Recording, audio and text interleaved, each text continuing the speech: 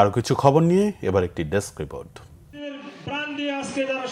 বিএনপির যুগ্ম মহাসচিব সৈয়দ ইমরান সালে প্রিন্স বলেছেন, নির্বাচন যতই বিলম্বিত হবে শহীদদের স্বপ্ন বাস্তবায়নও তত বিলম্বিত হবে। নির্বাচন ছাড়া শহীদদের স্বপ্ন বাস্তবায়ন সম্ভব নয়। বিকেলে ময়মনসিংহের ধোবাউড়ায় গণঅভ্যুত্থানে শহীদ মোহাম্মদ শাহজাহানের প্রথম শাহাদাত বার্ষিকী উপলক্ষে স্মরণ সভায় প্রধান অতিথির বক্তব্যে তিনি একথা বলেন। জুলাই অভ্যুত্থানে যারা বিরোধিতা করেছে তারা বিএনপির সদস্য হতে পারবে না বলেছেন যুক্তরাজ্য বিএনপির সাধারণ সম্পাদক কয়সার এম আহমদ। বিকেলে সুনামগঞ্জের জগন্নাথপুরে কলকলি ইউনিয়নে বিএনপির নতুন সদস্য সংগ্রহ ও নবায়ন অনুষ্ঠানে তিনি একথা বলেন।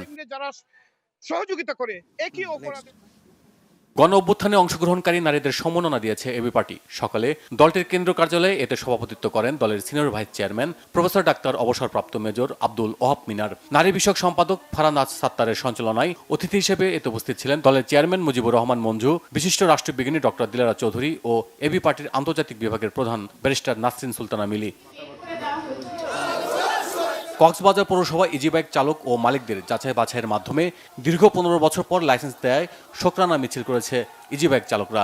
বিকেলে শহরের ঝাউতলা গাড়ি মাঠ এলাকা থেকে শুরু হয়ে মিছিলটি বিভিন্ন সড়ক প্রদক্ষিণ করে।